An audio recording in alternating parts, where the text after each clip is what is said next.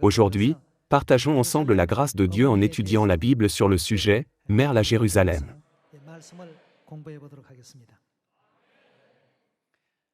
Avant d'étudier sur Merle à Jérusalem, laissez-moi vous poser une question. Tous les gens du monde sont curieux de connaître leur avenir. En pensant, qu'arrivera-t-il à l'avenir? Parfois, les gens interrogent les astrologues ou les diseurs de bonne aventure sur leur avenir. C'est parce qu'ils sont curieux. Ils s'intéressent à leur avenir. Que deviendrai-je dans l'avenir? Si j'obtiens un emploi dans la fonction publique, quel poste aurai-je? Ou combien d'argent vais-je gagner? Ils veulent connaître de telles choses, leur avenir.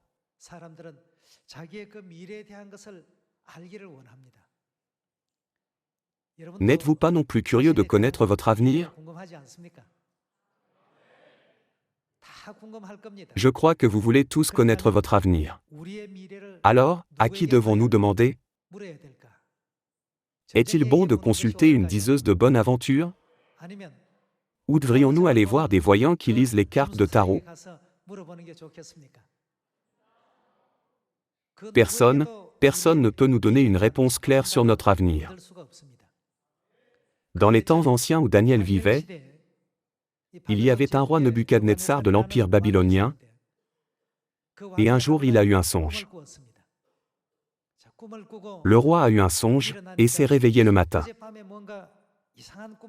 Il a senti qu'il avait eu un songe étrange la nuit précédente, mais il n'a pas pu s'en souvenir. Il a donc convoqué tous les astrologues, magiciens et enchanteurs qu'il consultait sur la gestion de l'Empire, et les a interrogés sur son songe de la nuit précédente.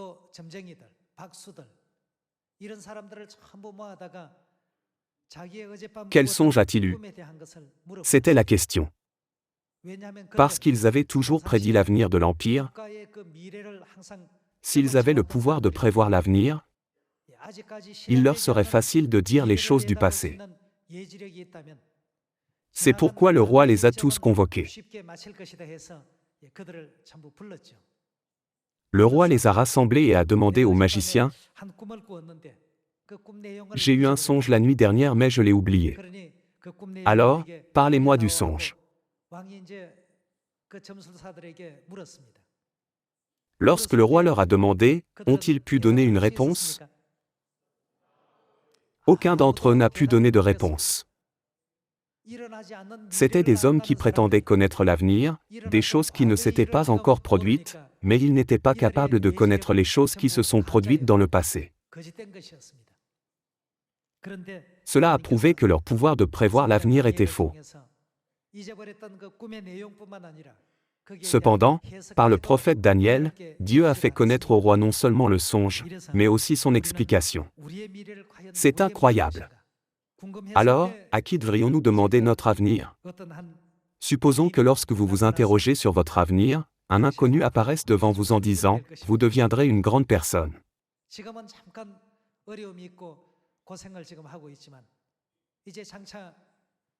Bien que vous ayez des difficultés en ce moment, vous rencontrerez bientôt un grand homme, et après l'avoir rencontré, vous vivrez une vie totalement différente qui sera vraiment splendide. Alors, s'il vous plaît, soyez patient et endurez votre chagrin, votre douleur, votre solitude et votre souffrance. Vous deviendrez l'enfant du plus grand homme. Et puis l'inconnu disparaît. Comment vous sentirez-vous à partir de ce moment-là? Votre cœur va battre la chamade, n'est-ce pas? Ne serez-vous pas rempli de joie? Même si quelqu'un vous offense, vous l'ignorerez et serez plein de rêves, d'espoir et d'attente, en pensant « ce n'est rien ». Attendez et voyez, je deviendrai une grande personne. Qui a dit ainsi? Qui nous a permis de savoir ce genre de choses? Dieu nous a fait savoir ce genre de choses. Pas un diseur de bonne aventure, ni un magicien, ni personne d'autre, mais Dieu, qui connaît précisément notre avenir, nous a fait savoir les choses qui se passeraient dans notre avenir. Il nous a fait savoir que nous étions les enfants du plus grand. Nous ne sommes pas les êtres vivants sur la petite planète Terre, qui n'a que 12 760 km de diamètre, mais les héritiers de celui qui a créé l'univers sans fin et sans mesure, et gouverne l'univers entier.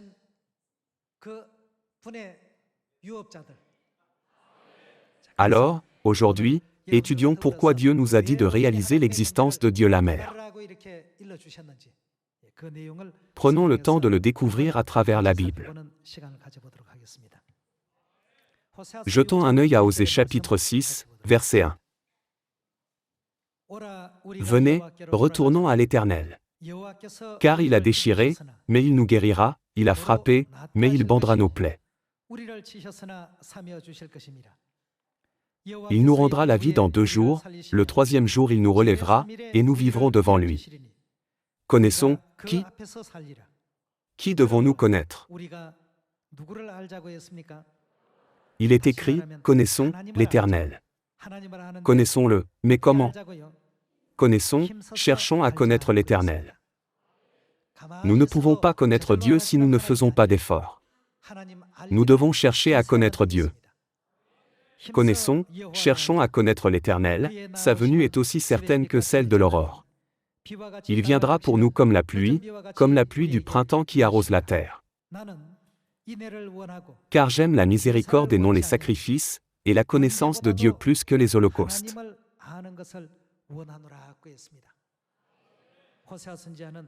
Le prophète Osée a dit que Dieu veut que nous le connaissions plutôt que de lui rendre de nombreux cultes, ou de mener beaucoup d'activités religieuses.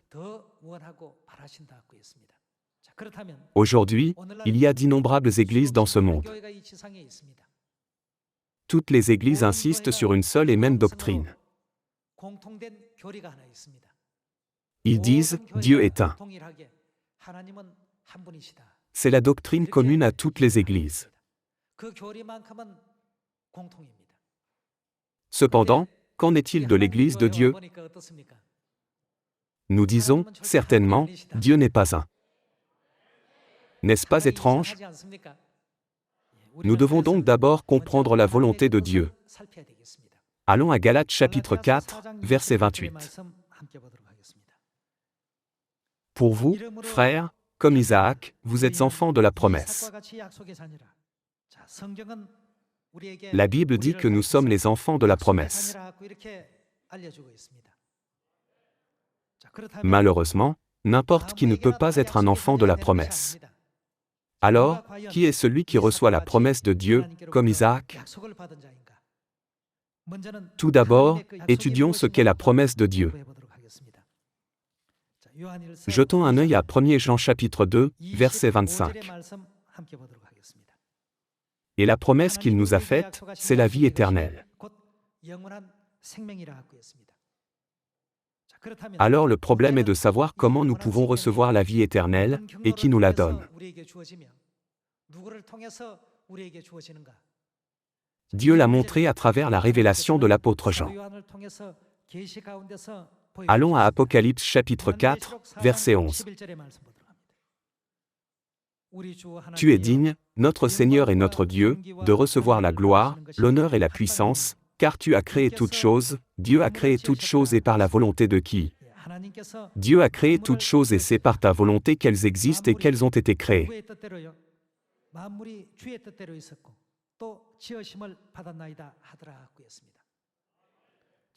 Maintenant, pensons à la vie en la reliant à tout ce que Dieu a créé. Nous devons soigneusement réfléchir à comment toutes les créatures reçoivent la vie.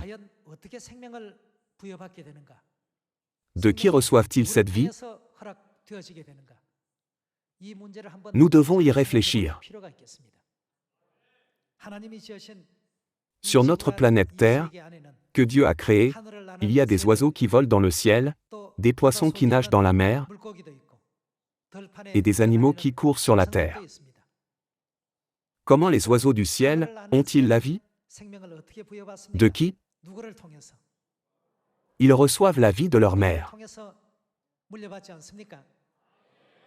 Qu'en est-il des poissons dans la mer? eux aussi reçoivent la vie par leur mère. Qu'en est-il des animaux qui courent sur la terre? Eux aussi reçoivent la vie de leur mère.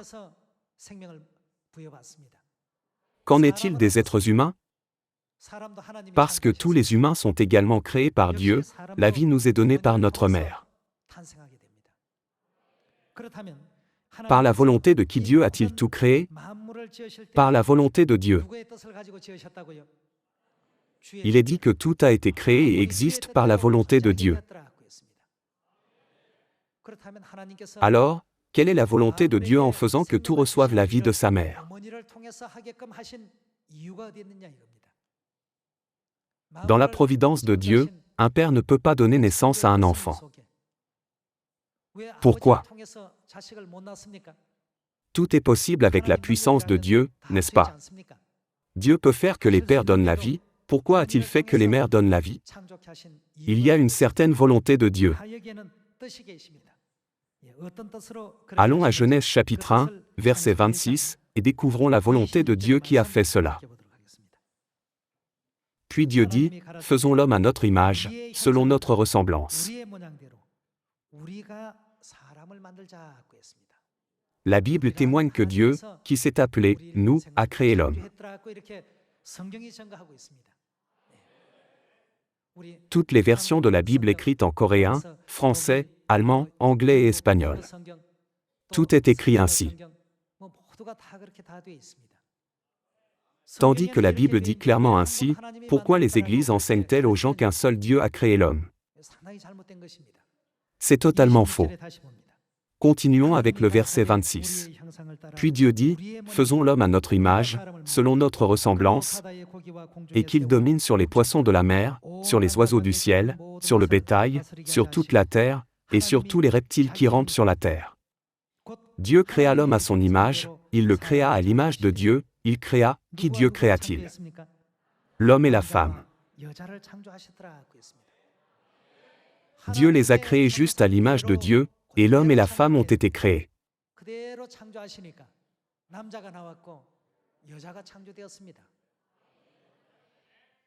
À l'image de qui Dieu a-t-il créé l'homme?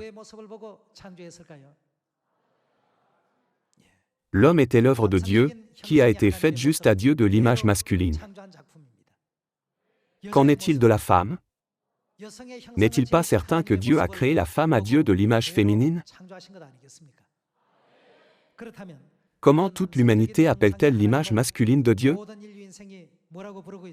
Il l'appelle « Notre Père qui es aux cieux ».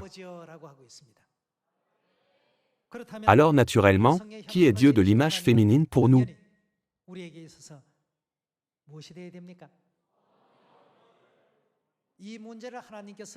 Pour nous faire savoir cela, Dieu a tout créé par sa volonté. Et lorsqu'il donne la vie à tout, il ne la donne que par les mères. Si nous n'étions pas dans le ventre de notre mère, nos yeux, nos oreilles, notre nez, notre bouche, nos doigts et nos orteils ne pourraient pas être créés.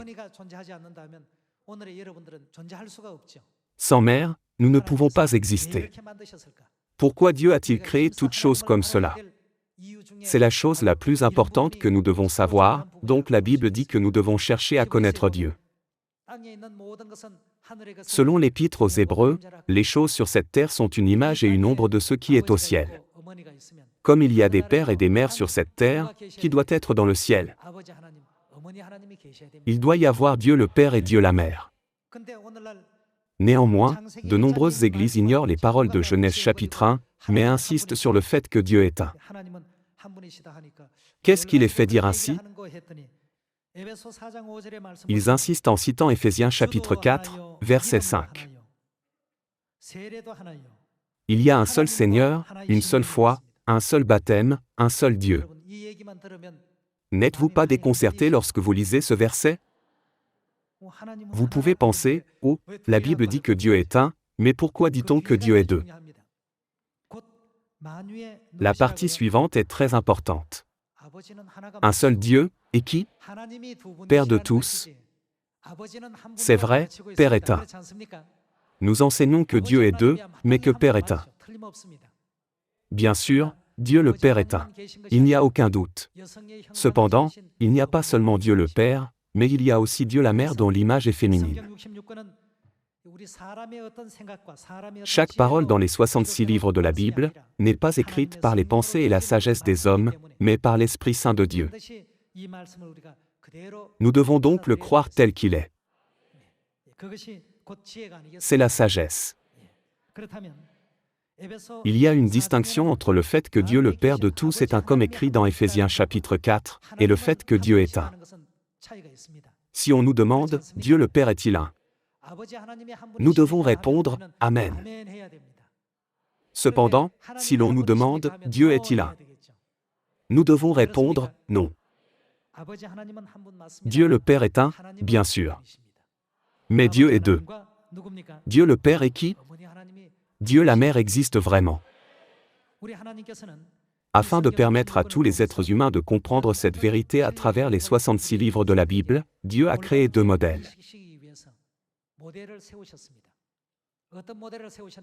Les deux modèles sont Adam et Ève. Adam et Ève étaient les premiers êtres humains créés à l'image de Dieu. Comme il est écrit que Dieu a tout créé par sa volonté, il y a la volonté de Dieu en créant Adam, et la volonté de Dieu en créant Ève.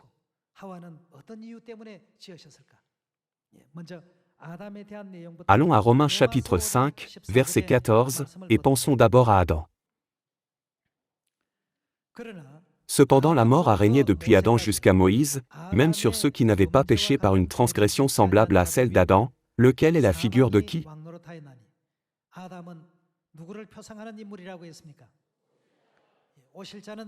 Qui est celui qui devait venir? Dans la dernière partie d'Apocalypse chapitre 22, il est écrit « Amen. Viens, Seigneur Jésus. » Donc, celui qui devait venir désigne Jésus. Alors, Adam est celui qui représente Jésus, et Jésus est le Père de nos esprits.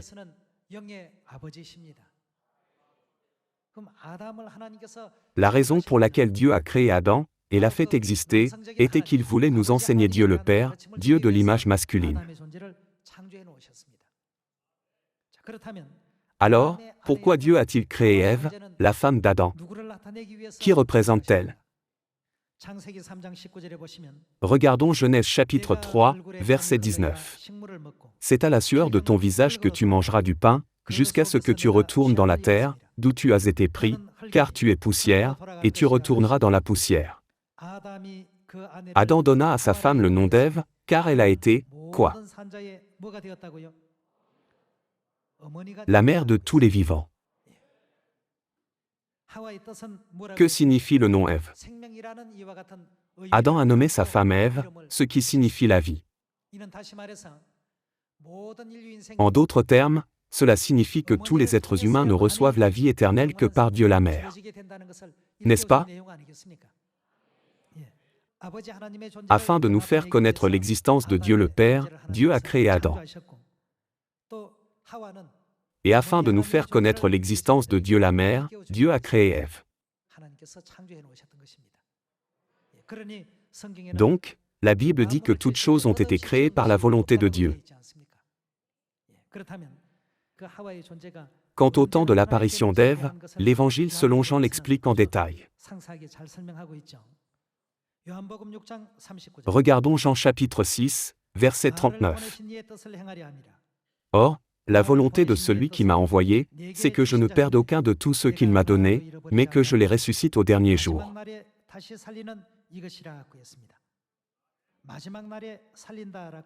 Qu'est-ce qu'il veut donner en disant « Je les ressuscite au dernier jour » ? Que donnera-t-il à ceux qui sont morts? Cela signifie qu'il leur donnera la vie. Il y a 2000 ans, Jésus est venu sur cette terre en tant que Dieu Tout-Puissant. Alors, quelle est la raison pour laquelle il donnera la vie au dernier jour, et pas à ce moment-là? C'est un point très important pour connaître Dieu. Dans le verset 40, il est écrit « La volonté de mon Père, c'est que quiconque voit le Fils, et croit en lui ait la vie éternelle, et je le ressusciterai au dernier jour. » Il est dit qu'il ressuscitera son peuple au dernier jour. Il aurait pu laisser tous ceux qui croyaient en Jésus avoir la vie éternelle à ce moment-là et les sauver. Mais pourquoi a-t-il dit qu'il les sauverait au dernier jour? Il n'a pas dit qu'il les sauverait à tout moment, mais au dernier jour. Il a dit cela à plusieurs reprises. Allons au verset 44. Nul ne peut venir à moi, si le Père qui m'a envoyé ne l'attire, et je le ressusciterai quand? Au dernier jour. Jésus a dit à plusieurs reprises qu'il les ressusciterait au dernier jour. Il avait dit les mêmes paroles une troisième fois, je le ressusciterai au dernier jour. 3 fois sont assez sûres, mais il l'a redit. Verset 54. Celui qui mange ma chair et qui boit mon sang a la vie éternelle, et je, comment? Le ressusciterai au dernier jour. Maintenant, la 4e fois, il a dit qu'il les ressusciterait au dernier jour. Il a proclamé un contenu si important à ce moment-là. Dans ce cas, pourquoi la promesse de Dieu, la vie éternelle, est-elle liée au dernier jour? Trouvons la réponse de la raison pour laquelle Dieu a ordonné cela à l'avance. Regardons Apocalypse chapitre 19, verset 7. Réjouissons-nous, soyons dans l'allégresse, et donnons-lui gloire, car les noces de l'agneau sont venues. Qui l'agneau représente-t-il? C'est Jésus-Christ. L'agneau est Jésus, mais ce n'est pas Jésus qui est venu pour la première fois. C'est parce que les paroles suivantes disent que ce Jésus apparaît pour faire les noces avec sa femme.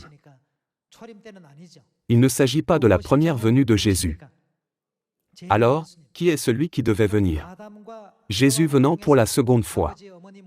À travers Adam et Ève, l'existence de père et mère est expliquée. Si Adam représente celui qui devait venir, c'est-à-dire Jésus venant pour la seconde fois, tout comme Ève, la femme d'Adam, existait sûrement, la femme de l'agneau devrait également exister, n'est-ce pas? Elle doit exister. Découvrons qui est la femme dans le verset 7. Réjouissons-nous, soyons dans l'allégresse, et donnons-lui gloire, car les noces de l'agneau sont venues, qui s'est préparé. Il est écrit que son épouse s'est enfin préparée. Verset 8. Et il lui a été donné de se revêtir d'un fin lin, éclatant, pur, car le fin lin, ce sont les œuvres justes des saints. Verset 9. L'ange me dit, écris, heureux ceux qui sont appelés au festin des noces de l'agneau. Puis il me dit, ces paroles sont les véritables paroles de Dieu. Le fait qu'il existe l'épouse de l'agneau est les véritables paroles de Dieu, et les paroles, heureux ceux qui sont appelés au festin des noces de l'agneau, sont aussi les paroles de Dieu. Alors, vous et moi sommes ceux qui sont appelés au festin des noces de l'agneau. N'êtes-vous pas d'accord avec cela? D'après la parabole des noces célestes, dans Matthieu chapitre 22, ceux qui sont appelés et élus apparaissent. Dans ce cas, qui est l'épouse qui apparaît ici? Nous sommes ceux qui sont appelés, et l'agneau est Jésus venant pour la seconde fois. Alors, qui est l'épouse? À la lumière de la Trinité, Jésus-Christ est notre Dieu le Père. Alors, comment devons-nous appeler la femme de Dieu le Père? Elle est notre mère éternelle. À propos de ce fait, regardons Apocalypse chapitre 21, verset 9, et voyons quelle révélation Dieu a montrée à l'apôtre Jean. Puis un des 7 anges qui tenait les 7 coupes remplies des 7 derniers fléaux vint, et il m'adressa la parole, en disant, viens, je te montrerai l'épouse, la femme de l'agneau. Il me transporta en esprit sur une grande et haute montagne. Et il me montra la ville sainte, Jérusalem, qui descendait du ciel d'auprès de Dieu, ayant la gloire de Dieu. Qu'est-ce que l'ange lui a montré? Il lui a montré la ville sainte, Jérusalem. Quelle est la volonté de Dieu de montrer cette Jérusalem? À partir de maintenant, trouvons la réponse à ce sujet. Allons à Galates chapitre 4. Chapitre 4, verset 26. Mais la Jérusalem d'en haut est libre, c'est notre mère. À cela, quelle relation avons-nous avec Jérusalem?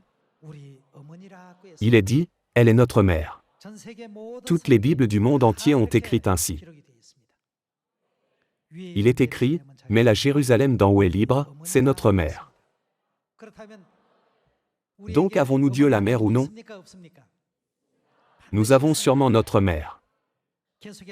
Regardons également le verset 27. Car il est écrit, « Réjouis-toi, stérile, toi qui n'enfantes point. Éclatez et pousse des cris, toi qui n'as pas éprouvé les douleurs de l'enfantement.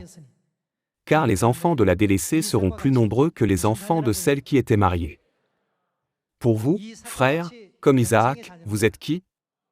Enfants de la vie éternelle comme Isaac. Comme Isaac, nous sommes les enfants de la promesse par mère.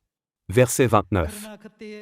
Et de même qu'alors celui qui était né selon la chair persécutait celui qui était né selon l'esprit, ainsi en est-il encore maintenant. Mais que dit l'Écriture? Chasse l'esclave et son fils, car le fils de l'esclave n'héritera pas avec le fils de la femme libre. C'est pourquoi, frères, nous ne sommes pas enfants de l'esclave, mais de qui? De la femme libre.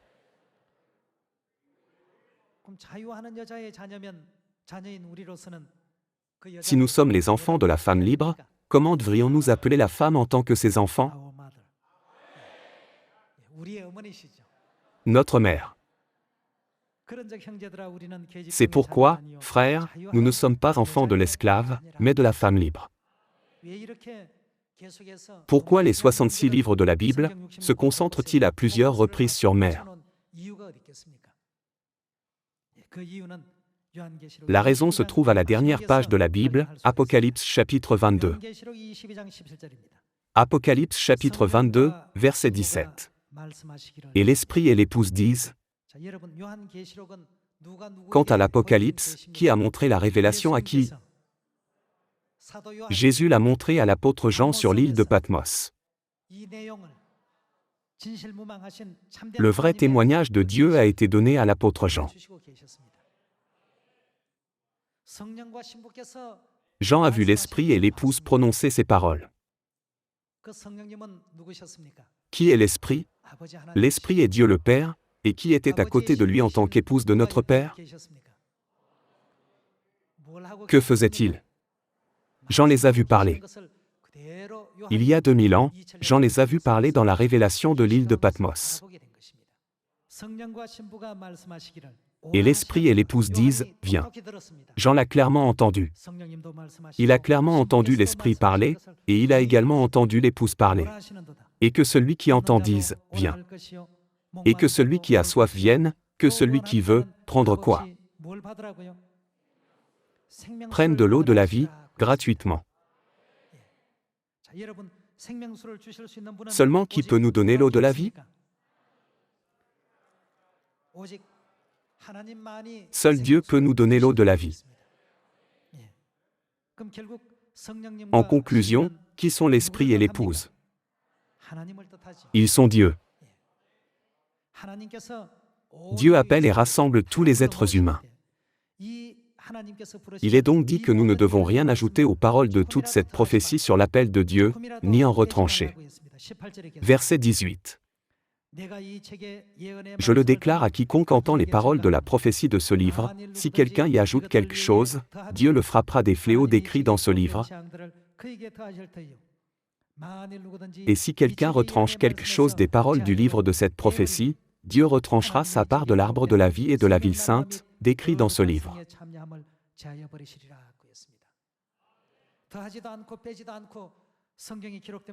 Lorsque nous lisons la Bible telle qu'elle est écrite, sans y ajouter ni en retrancher, combien de dieux y a-t-il?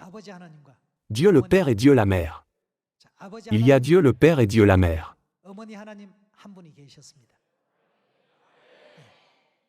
Sans passer par Dieu la Mère, que manque-t-il en nous? La vie éternelle ne peut jamais nous être donnée. Quant au temps où Dieu le Père donnera la vie à tous les êtres humains, lorsque nous regardons l'œuvre de la création de Dieu, Ève doit apparaître à la fin de la création en 6 jours.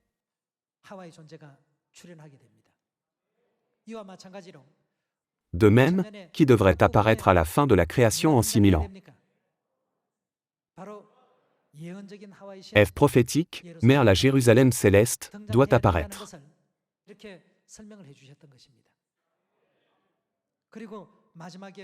C'est pourquoi la femme de l'agneau, l'épouse, a finalement été préparée au dernier jour. Il est maintenant temps pour elle d'apparaître. Au dernier temps du Saint-Esprit, Dieu la Mère apparaît pour donner quelque chose à tous les êtres humains. Qu'est-ce que c'est? Au dernier jour, elle est venue leur donner la vie selon la prophétie. Selon la prophétie, lorsque les branches du figuier sont devenues tendres et que ses feuilles ont poussé, Père est venu, a été baptisé, a ouvert le chemin de l'Évangile, et enfin monté au ciel. Tout comme Ève a été créée par les côtes d'Adam, Mère est apparue après l'ascension de Père. La Bible nous enseigne cela. Donc, nous, l'Église de Dieu, croyons absolument que la vie ne peut jamais nous être donnée sans Dieu la Mère. Il doit exister Dieu la Mère ainsi que Dieu le Père. Et Dieu le Sauveur doit demeurer à Sion, la cité de nos fêtes. Il y a 2000 ans, lorsque Jésus est venu sur terre, les pharisiens et les scribes ont vu Jésus-Christ en personne. Pourquoi n'ont-ils pas cru en lui? Si nous demandons à tous les êtres humains, pouvez-vous accueillir Jésus, s'il réapparaît en cette époque? Ils diront tous, oui, Amen. Cependant, si nous disons, il s'est fait homme, et est apparu de nouveau en ressemblance humaine, pouvez-vous croire en lui? Il perd la parole. Combien de fois apparaîtra-t-il à ceux qui l'attendent? Lorsqu'il vient une seconde fois, vient-il seul? Dieu le Père et Dieu la Mère apparaissent ensemble comme l'Esprit et l'Épouse, et conduisent tous leurs enfants perdus à la vérité et les sauvent.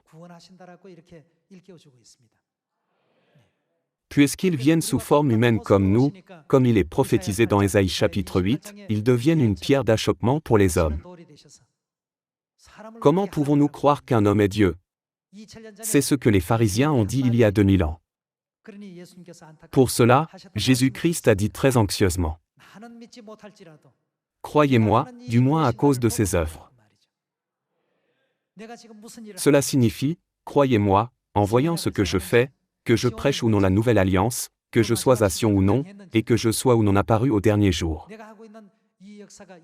En voyant l'œuvre que je fais, si elle est prophétisée et si vous y croyez, vous serez sauvés.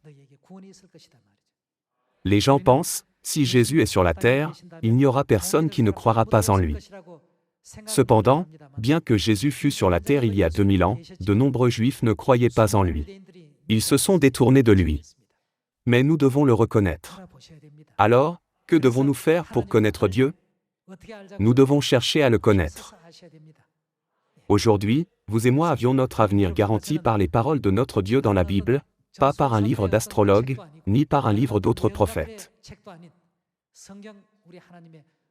Et nous avons appris l'existence de Dieu la Mère qui garantira notre avenir.